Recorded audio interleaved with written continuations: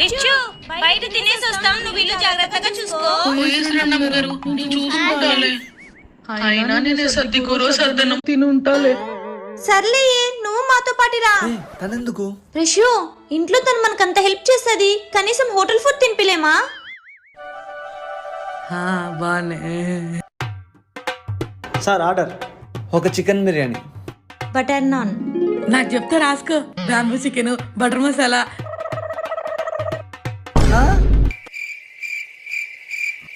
ఓ మేం పేదోళ్ళం కదా, ఇన్ని ఆర్డర్ చేయకూడదు కదా. యాదో పెరుగన్నం పెట్టండి అమ్మా, తినిపోతాం. పర్లేదు,